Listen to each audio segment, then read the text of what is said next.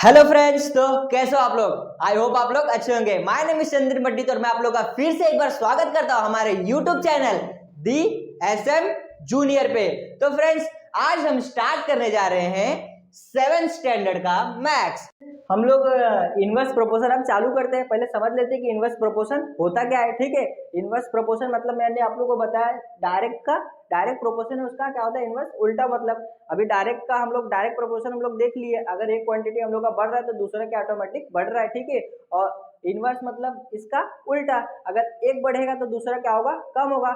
Inverse का मतलब यही होता है। ठीक है, इनवर्स मतलब एक क्वांटिटी हम लोग बढ़ाएंगे तो दूसरा क्वांटिटी क्या होगा, अपने आप कम होगा। हम लोग उसका क्या निकालना है, प्रोपोर्शन निकालना है। ठीक है, तो हम लोग क्या करते हैं, इसको एक एग्जाम्पल से समझते हैं कि इसका मतलब अच्छे तरीके से समझने की कोशिश करेंगे। ठीक है, अच्छे से आप लोग सुनो, अच्छे से वीडियो देखो तो आप लोग को अच्छे से समझ में आएगा। टेक्स्ट बुक में बोला इनवर्स प्रोपोर्शन का एक एग्जांपल दिया है। ठीक है, वो प्रोजेक्ट है कुछ। ठीक है, तो उसमें क्या बोला है कि एक स्कूल है। ठीक, एक स्कूल में एक प्रोजेक्ट आया है। ठीक, ट्री प्लांटेशन करने के लिए। ठीक है, ट्री प्लांटेशन करना है उनको, 90 प्लांटेशन करना है। ठीक है, 90 टोटल मतलब ट्री प्लांटेशन करना है। उसके लिए उन लोगों को 90 फीट्स क्या करने हैं, 90 फीट्स मतलब कि 90 फीट्स मतलब क्या होता है, तो जो ट्री प्लांटेशन जहां करेंगे वहां मतलब खड्डा करना है छोटा छोटा। ठीक है, तो उनको कितना 90 टोटल फीट्स करने मतलब 90 खड्डे करने हैं। ठीक है, उसके बाद क्या बोला है, उन्होंने इस काम के लिए क्या किया है, कुछ वॉलंटियर को खड़ा किया है। ठीक है, और बोला है उसके बाद कि एक वॉलंटियर जो है वो एक दिन में एक ही पीट्स कर सकता है। ठीक, एक वॉलंटियर एक दिन में कितने पीट्स करेगा, एक ही पीट्स करेगा। ठीक, तो हम लोग को क्या बोला, टोटल 90 पीट्स बोला है। ठीक, तो अगर हम लोग एक वॉलंटियर अगर एक दिन में एक ही पीट्स कर पा रहा है तो उस 90 पीट्स करने में उसको कितने समय लग जाएंगे, टोटल 90 डेज लग जाएंगे। तो ये जो प्रोजेक्ट कुछ ज्यादा ही टाइम ले लेगा इसको करने में। 90 डेज मतलब 3 मंथ्स ले लेंगे। 90 पीट्स जो है उसको जल्दी मतलब जल्दी समय में लगाना है। तो हम लोग क्या करते हैं, जो वॉलंटियर है हम लोग का, जो वॉलंटियर है हम लोग को एक वॉलंटियर बोला है एक दिन में एक पीट्स, तो हम लोग क्या करते हैं, वॉलंटियर का जो है वो इंक्रीज करते हैं। नंबर ऑफ वॉलंटियर क्या करते हैं, हम लोग इंक्रीज करते हैं। ठीक है, तो उसके बाद हम लोग देखते हैं कि क्या बोलता है। वैसे आप लोगों का टेक्स्ट बुक में बोला है कि अगर एक वॉलंटियर एक दिन में एक पीट्स कर रहा है तो आप लोग ये बताइए कि 15 वॉलंटियर अगर काम करेंगे तो 90 जो पीट्स है वो लगाने में कितने डेज लगेंगे। तो हम लोग उसी एग्जाम्पल को सॉल्व करते। चलो, तो हमें टोटल पीट्स कितने लगाने हैं, 90 पीट्स लगाने हैं। और उसके बाद हमें क्या बोला है, 15 कितने हैं वॉलंटियर है, 15 वॉलंटियर है। और हम लोग इधर पे लिख देते हैं चलो कि 1 वॉलंटियर, ठीक है, टेक 1 डे ऑन 1 पीट्स। ठीक है, एक वॉलंटियर एक दिन में एक पीट्स कर सकता है। ठीक, अब हमारे पास टोटल 15 वॉलंटियर है। तो हम लोग देखते हैं कि जो ये 15 वॉलंटियर है उनको कितने डेज लगते हैं ये 90 पीट्स करने के लिए। ठीक है, चलो लोग इसको सॉल्व करते हैं। तो हम लोग को कितने डेज लगेंगे, तो हम लोग क्या करेंगे, 90 डिवाइड बाय 15 करेंगे तो हमें पता चल जाएगा कि हमें कितने जो है पीट्स मतलब कितने डेज लगेंगे। ठीक है, तो हम लोग इसको क्या करते हैं, डिवाइड करते हैं। इसको डिवाइड करते हैं। जैसे आप लोग अगर नहीं समझे तो एक सिंपल सा मतलब आप लोगों को मैं बताता हूं कि अगर सपोज मेरे पास 5 रुपीज है। ठीक है, 5 रुपीज है मेरे पास और मुझे मतलब 5 लोगों को देना है। तो मैं सबको क्या करूंगा, एक एक रुपीज दूंगा। मतलब सबको क्या करूंगा, मैं डिवाइड करूंगा। 5 इंटू 5 क्या करूंगा, डिवाइड करूंगा। तो मुझे पता चलेगा एक जन के पास कितना रुपीज जाएगा, 1 रुपीज। तो वैसे ही मैं 90 डिवाइड बाय 15 करूंगा तो मुझे पता चलेगा कितना डेज मुझे लगेंगे ये पीट्स करने में। ठीक है, तो मैं इसको करता हूं। चलो, 15 1 जा 15, 15 6 जा 90। तो क्या आ गया आंसर मेरा, 6। मतलब कि 6 डे। ठीक है, हम लोग को 90 पीट्स करने में, अगर 90 पीट्स हमें करना है और 15 वॉलंटियर को अगर मैं काम पे लगा दूं तो कितने डेज लगेंगे, 6 डेज लगेंगे। इसका मतलब समझे आप लोग, देखो इसका मतलब क्या हुआ कि अगर मैं एक ही वॉलंटियर को पीरियड्स लगाने के लिए खाली लगा देता, ठीक है। तो 90 पीरियड्स करने के लिए उस वॉलंटियर को 90 डेज लगते, ठीक है। तो ज़्यादा लंबा हो जाता, 90 डेज मतलब 3 मंथ, इतना आप लोगों को पता चल गया। अब मैंने क्या किया, इतना, अब मुझे लगा कि इतना समय हम लोग नहीं दे सकते उसमें, तो मैंने सोचा थोड़ा कम समय में हम लोग का ये जो 90 पीरियड्स लग जाए। तो उसके लिए मैंने क्या किया, नंबर ऑफ वॉलंटियर मतलब कि एक की जगह मैंने 15 लोगों को काम पे लगा दिया, ठीक है। अब मैं एक की जगह 15 लोगों को लगा दिया। अब अगर एक दिन में एक वॉलंटियर जो एक कर रहा है तो 15 ऑब्वियसली एक दिन में 15 करेंगे, ठीक है। तो अगर 15 वॉलंटियर 15 पीरियड्स कर रहे हैं एक दिन में, तो हमें 90 तो फिर हमें निकल जाएगा कि हम लोग का जो कितने डेज लगा। मतलब क्या हुआ कि मैंने वॉलंटियर का क्या किया, डेज वॉलंटियर का सॉरी मैं क्या बोल रहा था कि हम लोग मतलब वॉलंटियर का जो नंबर ऑफ वॉलंटियर क्या करते हैं, बढ़ा देते हैं, ठीक है। तो उससे हम लोग नंबर ऑफ वॉलंटियर बढ़ा दिए, तो आप लोग देखते होंगे कि जो नंबर ऑफ डे है, जो नंबर ऑफ डे है वो क्या हो गया, कम हो गया, ठीक है। अगर मैं एक ही वॉलंटियर को काम पे लगाता तो क्या होता, 90 डेज लग जाते।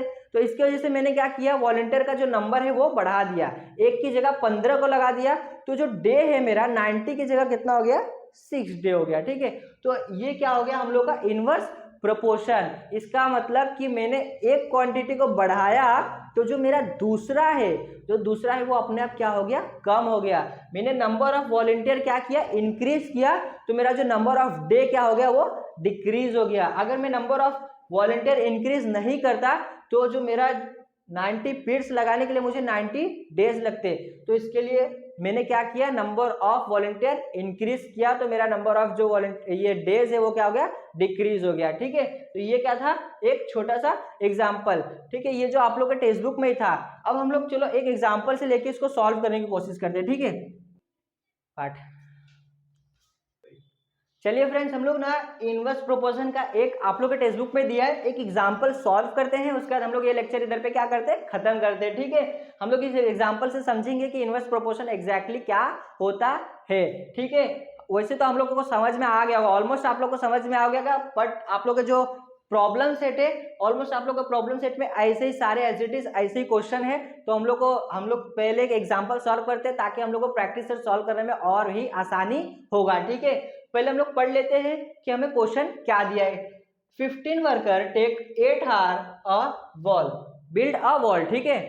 क्या बोला है, बिल्ड अ वॉल, ठीक। उसके बाद क्या बोला है, देखो वापस से पढ़ते हैं। 15 वर्कर्स है, हाँ 15 वर्कर्स है, उन लोग को क्या लग रहा है, 8 हार लग रहा है बिल्ड अ वॉल में। मतलब कुछ 15 वर्कर हैं, उन लोग को जो हम लोग के वॉल, हाँ दीवार जो रहता है उसको बनाने में कितने घंटे लग रहे हैं, 8 हार लग रहे हैं। उसके बाद हम लोग को क्या निकालना है, हम लोग वो पढ़ते हैं। चलो, हम लोग को क्या बोला है कि अगर सेम वॉल, वही वॉल अगर 12 वर्कर 12 वर्कर बनाएंगे तो फिर कितना घंटा उनको लगेगा उस वॉल बनाने के लिए, उस वॉल को बनाने के लिए, ठीक है। मतलब इधर पे हमें 15 वर्कर दिया तो 8 हार। अब हमें बोला है कि अगर मैं 12 वर्कर लूंगा तो हमें बताइए कि कितने हार लगेंगे। तो हमें बताया है कि हार तो नहीं बताया है, तो हम लोग उसको पहले क्या करते हैं, सपोज करते हैं, ठीक है। वो तो हम लोग को करना ही पड़ेगा, ठीक है। हम लोग करते हैं लेट एक्स वर्क, एक्स हार ना, एक्स हार नीड टू 12 वर्कर्स, ठीक है। एक्स हार मतलब कुछ हार क्या मतलब हम लोग को पता नहीं है कि कितने हार है, ठीक है। हम लोग उसको क्या लिए, एक्स मान लिए, मतलब कि जो हम लोग को क्या निकालना है, तो एक्स की वैल्यू निकालेंगे तो हमें पता चलेगा कि जो कितने हार लगेंगे, कितने हावर्स लगेंगे ये 12 वर्कर को बनाने के लिए, ठीक है। विष्णु पता है मुझे क्या गाना हो रहा है ना, हार हार बोल रहा हूँ ना। ठीक है, तो हम लोग ने इधर पे सपोज कर लिया लेट एक्स हार नीड टू 12 वर्कर।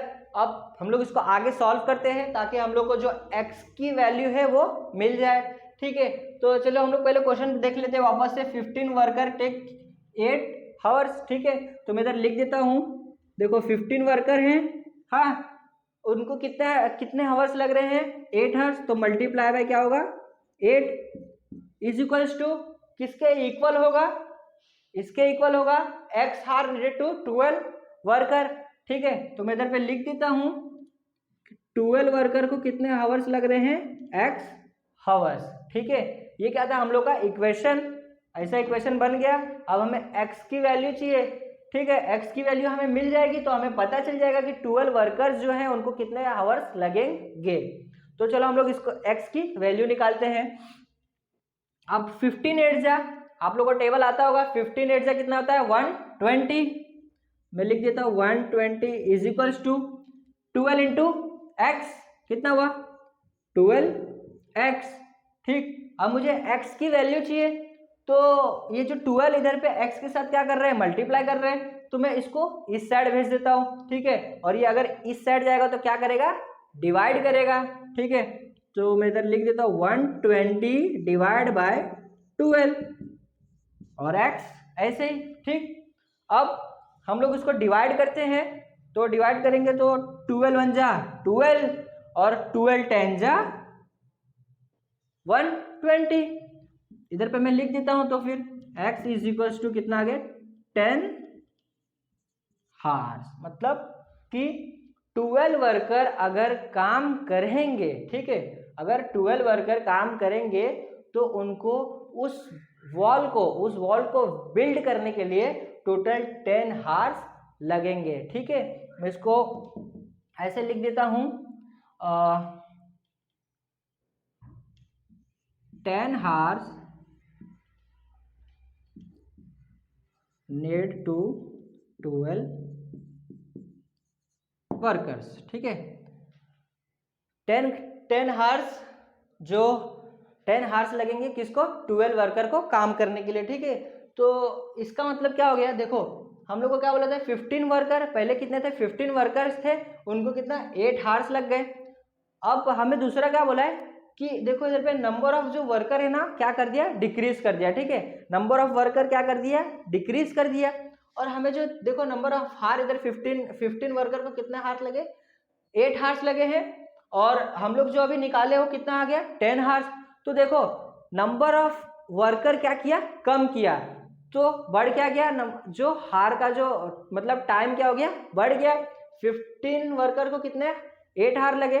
ठीक है, अब मैंने नंबर ऑफ वर्कर कम कर दिया तो जो टाइम है मेरा क्या बढ़ गया। ठीक है, तो इसी को हम लोग क्या बोलते हैं, इनवर्स प्रोपोर्शन, कि अगर मैं एक क्वांटिटी को बढ़ाऊंगा तो दूसरा क्या होगा, कम होगा, और अगर पहले क्वांटिटी को मैं कम करूं तो दूसरा क्या होगा, बढ़ेगा। तो इसी को हम लोग क्या बोलते हैं, इनवर्स प्रोपोर्शन।